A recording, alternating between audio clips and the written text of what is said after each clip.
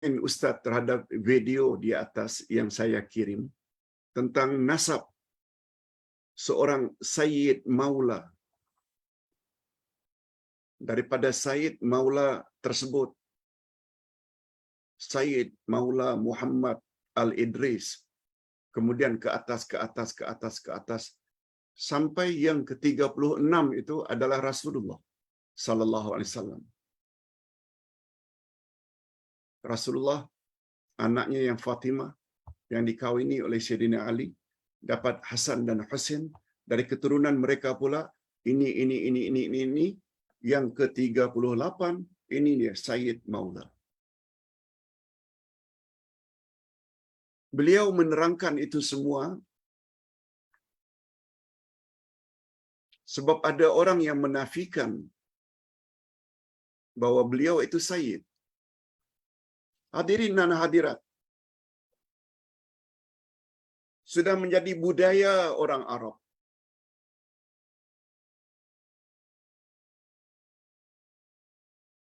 Sudah menjadi budaya orang Arab. Mereka sangat ambil berat tentang nasab, susur galur, salasilah keturunan, ke atas. Sudah menjadi budaya mereka untuk membuktikan mereka itu dari keturunan yang baik-baik. Jadi kita jangan heran kalau kita orang Melayu tak sampai ke peringkat itu. Paling-paling kita sampai kepada Noyang saja.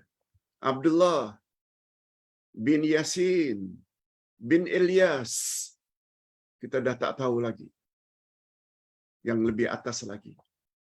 Ada juga yang tahu yang keempat, yang kelima, dan tak sebanyak orang-orang Arab.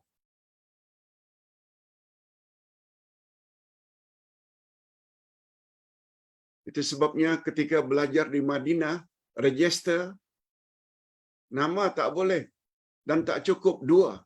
Abdullah bin Yasin, tak boleh. Abdullah bin Yasin bin Ilyas, minima 3. Bapa, atuk. Tapi kita tak nafikan. Keturunan jangan terlalu dibangga-banggakan. Sekedar menjelaskan keturunan kita ini sampai Rasulullah, no problem. Sangat bagus.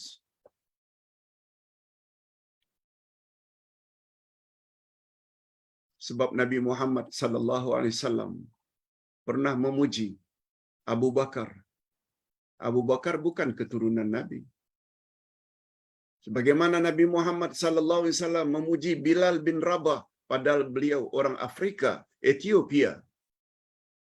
Apa kata Nabi?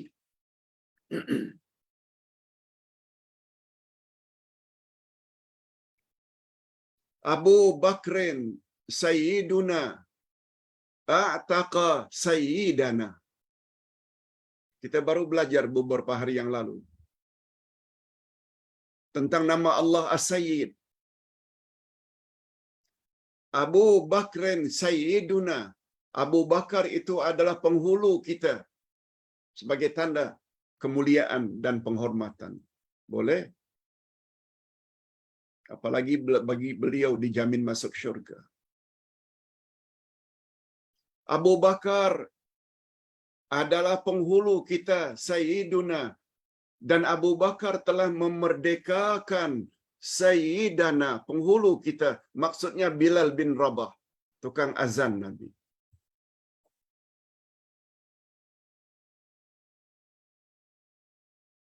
Sabda Nabi. Sebab yang jadi ukuran kemuliaan bukan keturunan, tapi takwa, iman, ibadat, hubungan baik dengan Allah, dan hubungan baik dengan sama manusia. Itu yang jadi ukuran.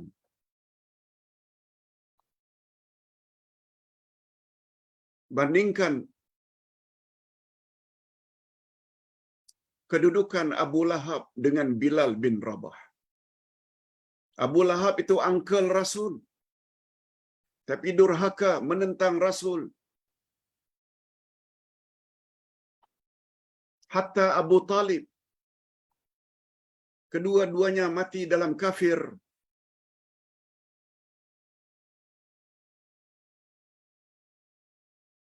Bandingkan kedua-duanya dengan Bilal. Bilal bin Rabah, Allahu Akbar, orang kepercayaan Rasulullah sallallahu alaihi wasallam, orang yang sayang sangat dikasihi.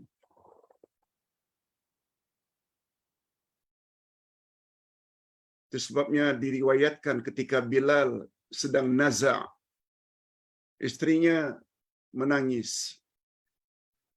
Ya wailah, macam manalah kami nanti apabila engkau meninggal, wahai Bilal.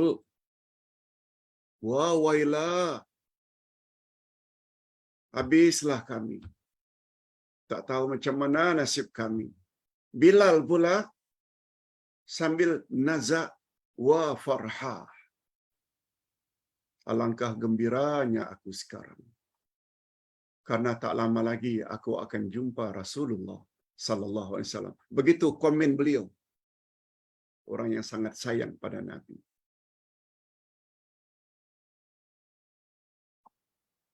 Itu sebabnya para ulama membuat satu kaedah. Apa bunyi kaedah itu?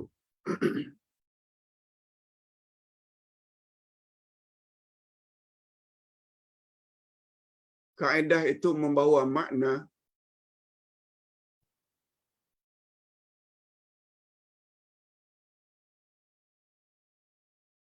seseorang tidak akan tinggi nilainya disebabkan nasab. Andai kata dia tidak melaksanakan atau tidak mempunyai sebab-sebab untuk mulia.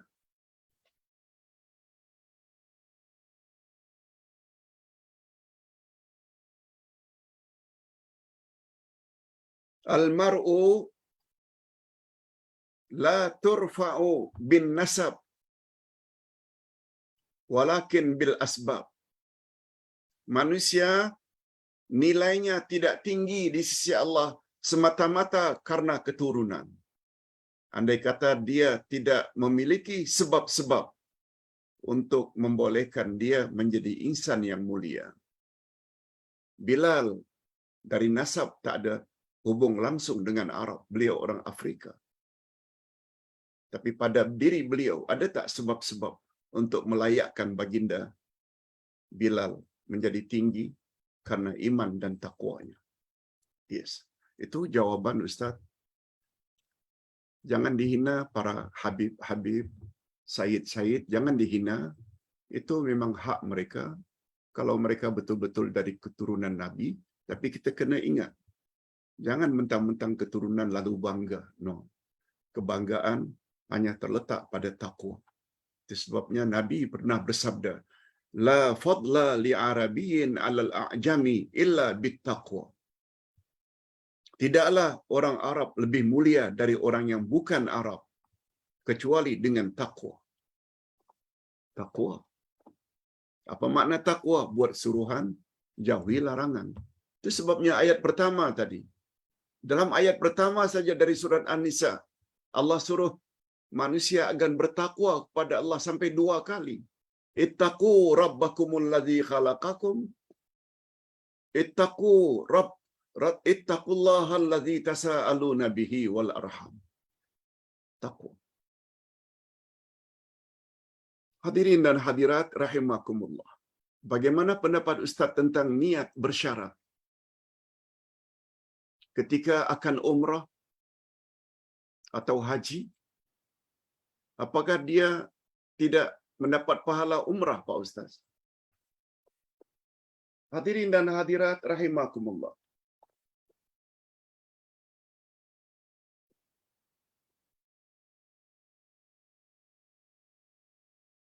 Ustaz ada tulis di dalam buku Ustaz, Pedoman Haji dan Umrah.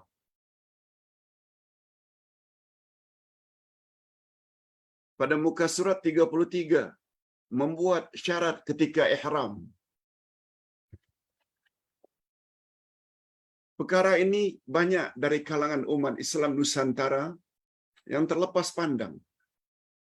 Bukan semua, tapi banyak sungguh yang tidak faham agar kita memasang niat bersyarat ketika niat ihram atau haji. Sama ada laki-laki atau perempuan, setelah dia berniat haji dan umrah, dia perlu juga berniat, ya Allah, andai kata dalam perjalanan hajiku, aku tidak dapat meneruskan karena sakit atau sebab-sebab tertentu, maka aku bertahallul di tempat di mana aku berhalangan. Ada kemungkinan tak orang pergi haji atau umrah mendapat kecelakaan di tengah perjalanan? Nah, andai kata dia telah menyebut niat bersyarat itu, dia akan tahallul jika mendapat musibah atau sebab-sebab tertentu, maka dia tidak lagi tertakluk atau terikat dengan pakaian ihramnya yang belum lagi tahallul. Tak perlu. Dan dia tak payah bayar dam. Begitu juga wanita.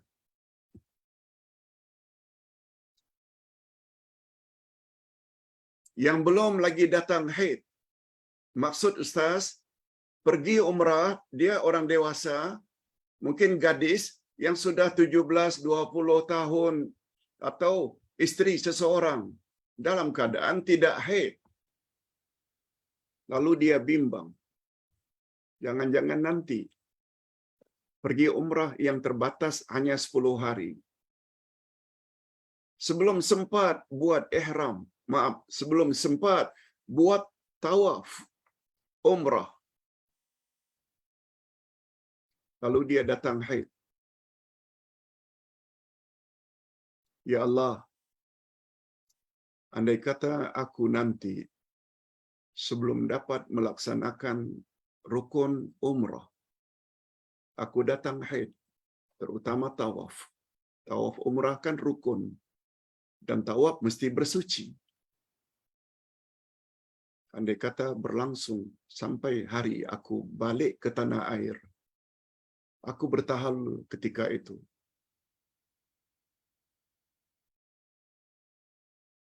Lalu dia tak dapat melaksanakan umrah karena tidak dapat tawaf.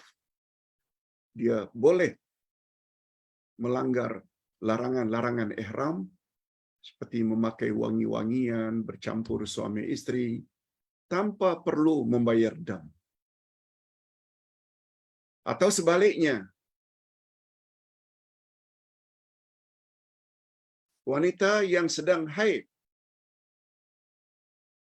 ya Allah, andai kata kita memakai ihram, lalu berniat, boleh walaupun dalam keadaan haid.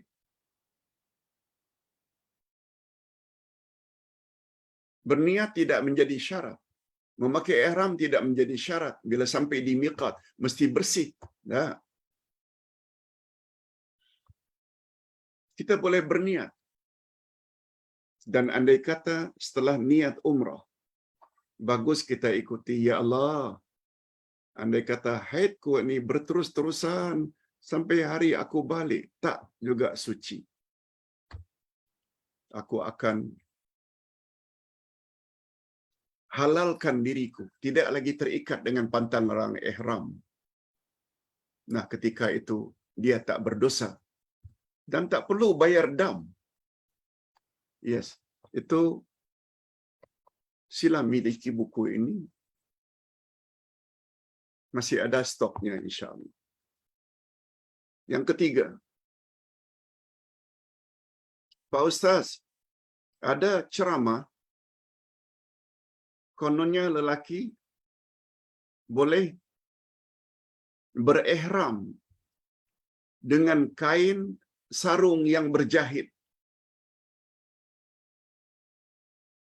Cuma dia kena lilitkan badannya sebagai ganti daripada yang biasa kita pakai, iaitu putih atas dan bawah.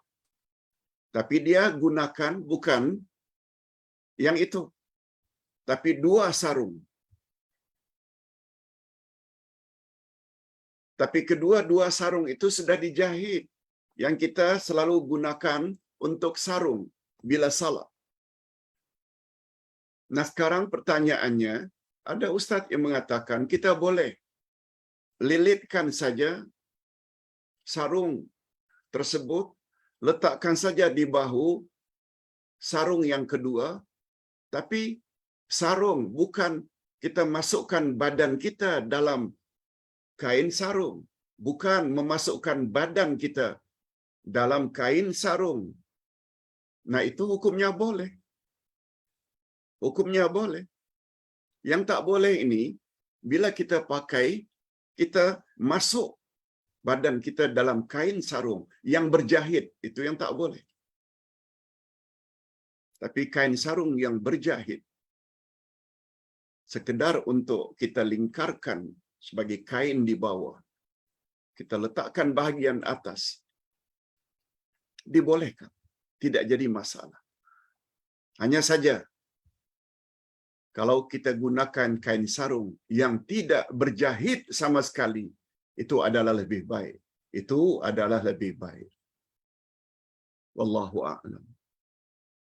Yang keempat, boleh tak Ustaz, seorang yang sudah kahwin 10 tahun, tapi mereka tak bercerai, lalu mereka mengambil sikap renew akad nikah balik di negeri seberang.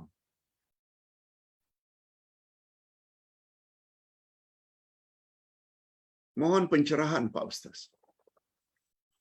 Hadirin dan hadirat, di dalam akad nikah ada yang namanya ta'liq nikah. Ta'liq. Ta'liq ini, si suami berjanji setelah akad nikah, apabila aku tinggalkan kamu dalam masa 2 tahun, lalu pada masa itu aku tidak beri nafkah dan tidak beri kabar berita, maka dengan demikian tertalaklah. Dengan demikian tertalaklah.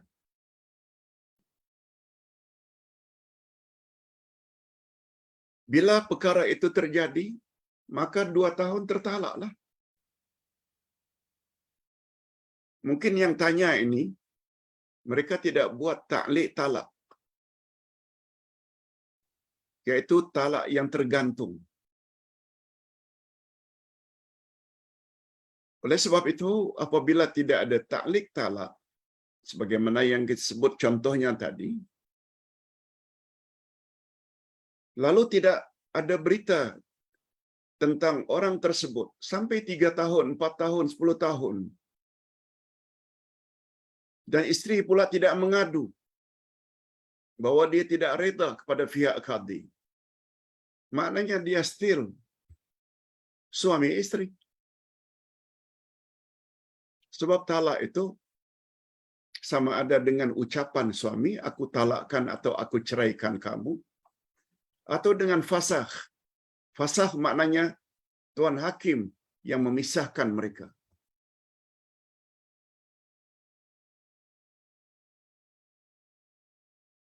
Cuma hanya sekedar sebelum mereka itu bersama balik setelah 10 tahun tak bersama, sekedar renew, Ustaz kira tak jadi masalah. Wallahu a'lam. Cuma nasihat Ustaz, lebih baik sebelum buat perkara itu tanya pada Tuan Qadi, Tuan Mufti dari jabatan agama yang terdekat. Itu adalah lebih baik dan itu lebih confirm. Ustaz hanya sebut secara umum saja. Kalau belum cerai, mengapa mesti kawin lagi? Lain halnya, kalau terjadi perceraian itu talak 3, memang tak boleh. Kita renew sebelum isteri kita itu dikawini oleh lelaki lain dan diceraikannya pula. Habis iddahnya, baru boleh kawin balik. First husband dengan bekas istrinya. Yang kelima, Pak Ustaz,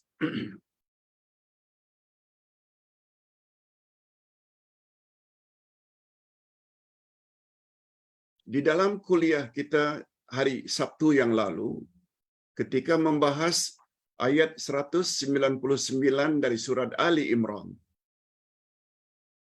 Surat Ali Imran 199, yaitu Allah Subhanahu wa taala menyebut sebahagian daripada ahli kitab, kafir ahli kitab, Yahudi dan Nasrani, mereka beriman pada Allah. Mereka beriman pada hari akhirat.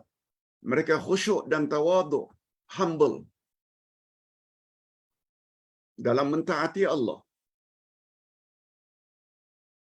Mereka layak masuk syurga. Lalu dikaitkan dengan sebab turun ayat itu, yaitu tentang kematian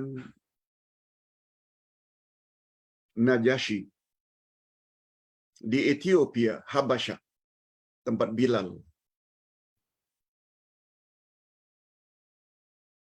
Begitu Nabi Muhammad sallallahu alaihi wasallam menerima berita tersebut, berita kematian Najasyi, baginda Rasul sallallahu alaihi wasallam buat salat ghaib untuk Najasyi.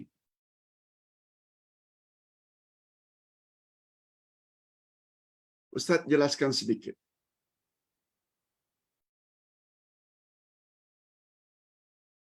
Nabi Muhammad sallallahu alaihi wasallam lahir pada tahun gajah. Mengapa disebut dengan tahun gajah? Karena peristiwa besar pernah terjadi ketika baginda lahir.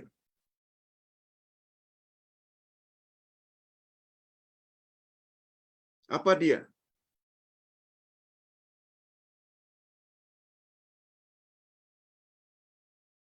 Tentera bergajah dari Yaman datang ke Mekah untuk menghancurkan Kaabah yang diketuai oleh Abraha. Mungkin sebagai governor di Yaman, beragama Nasrani Kristian. Pusat pemerintahan zaman itu adalah Ethiopia, Habasyah, yang diketuai oleh Najasyi, yang juga Kristian. Semua kita tahu cerita ini. Tentera bergajah semuanya musnah. Begitu Allah kirim burung ababil menyerang mereka sampai Abraha mati. Dan Kaabah selamat daripada diroboh. Cerita kedua, setelah Nabi Muhammad sallallahu alaihi wasallam diangkat menjadi rasul, mereka mendapat penentangan, penyiksaan daripada orang kafir Quraisy, musyrikin. Akhirnya Nabi Muhammad arahkan lebih kurang 70 orang suami istri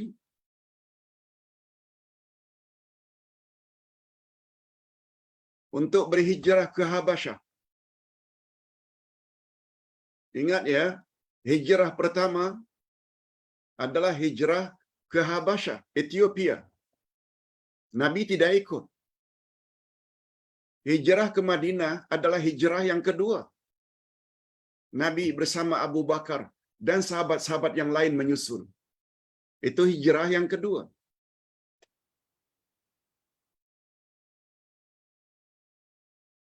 Ketika utusan Nabi Muhammad sallallahu alaihi wasallam Sampai di Habasyah, mereka dilindungi oleh Najasyi sebagai pengetua agama Kristian di Habasyah. Najasyi inilah, sama ada Najasyi, dia adalah nama pengetua yang tertinggi pada zaman itu. Ketika Najasyi ini meninggal dunia, Nabi sudah berada di Madinah. Begitu dapat berita Najasyi wafat, Nabi Muhammad sallallahu alaihi wasallam buat salat ghaib. Ini memberi isyarat bahwa Najasyi telah memeluk Islam. Menurut Nabi Muhammad sallallahu alaihi wasallam, dan Nabi Muhammad tidak akan benarkan kita salat jenazah atau salat ghaib untuk orang kafir. Pertanyaannya,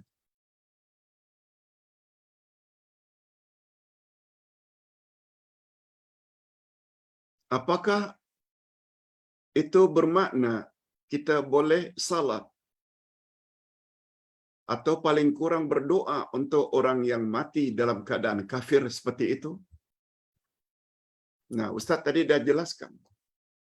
Nabi Muhammad bila salat Najasyi, menurut keyakinan Nabi Muhammad, apalagi baginda boleh diberitahu oleh Allah melalui wahyu, sebab baginda Rasul. Itu sebabnya baginda Rasul salat jenazah. Itulah salat jenazah buat pertama kali dalam Islam. Nah, sekarang timbul pertanyaan. Andai kata orang-orang kafir, apalagi mereka itu ibu bapa kita ke adik-beradik kita, dia tidak memusuhi Islam. Boleh tak kita salat untuk dia? No. Orang kafir tetap orang kafir. Buktinya, Sayyidina Ali ketika bapaknya Abu Talib meninggal dunia, lalu minta izin pada Nabi untuk melaksanakan tugas pengkebumian. Nabi izinkan. Sekedar pengkebumian. Karena walau bagaimanapun bapaknya kafir Abu Talib, Sayyidina Ali itu anaknya dibenarkan. Sekedar pengkebumian. Dan Nabi tidak suruh agar Sayyidina Ali mengkafankannya, memandikannya, mensalatkannya. No, hanya ke bumi. Cuma dalam hal ini para ulama fiqh berbeza pendapat. Salat ghaib itu bila negeri tempat orang yang meninggal itu, orang Islam meninggal, tidak ada orang yang melaksanakannya. Tidak ada yang mensalatkannya. Itu sebabnya Nabi salat, sebab ketika itu di Ethiopia, Habasyah, tidak ada orang Islam lain. Setahu Nabi. Tetapi apabila hari ini seseorang meninggal dunia, orang Islam di Amerika, di London, di Perth, di Sydney,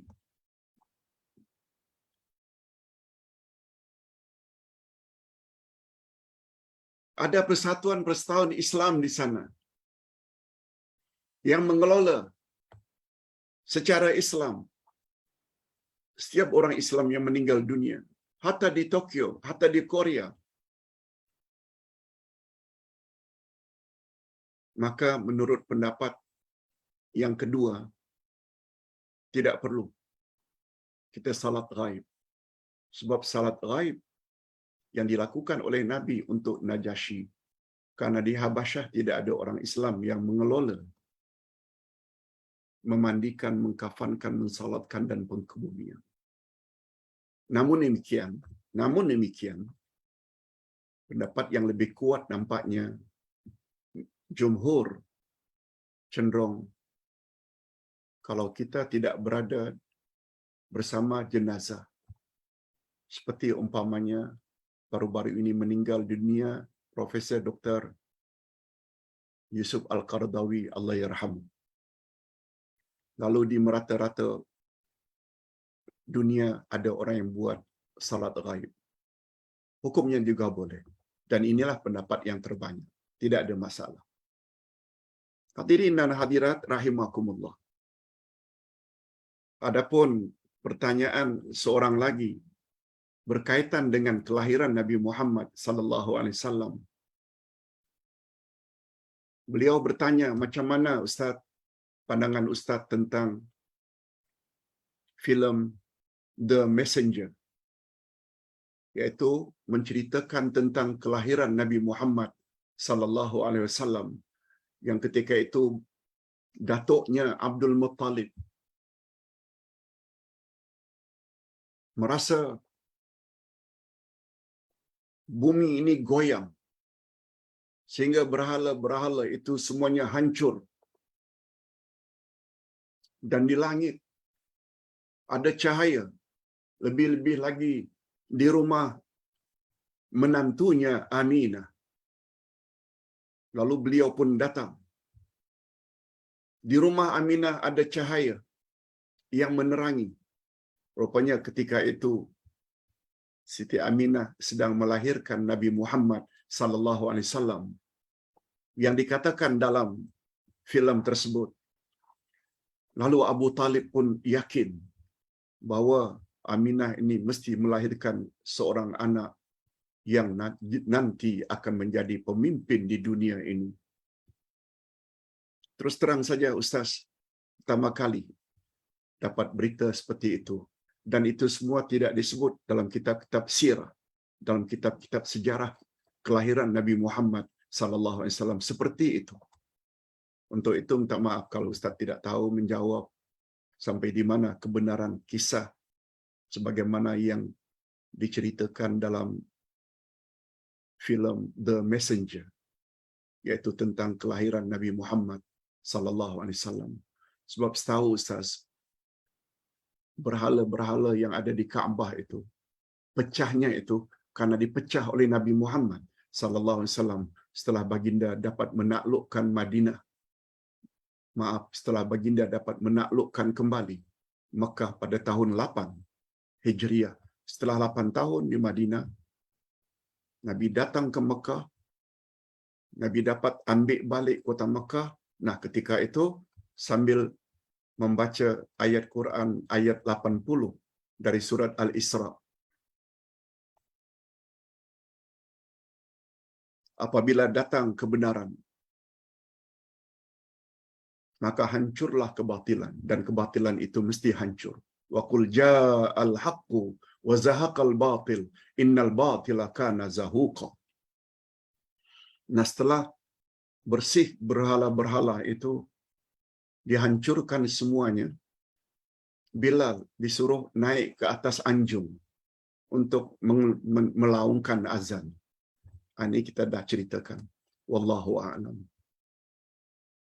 Pengetahuan Ustaz setakat itu, dan Ustaz tidak dapat jawab sesuatu yang Ustaz tidak tahu.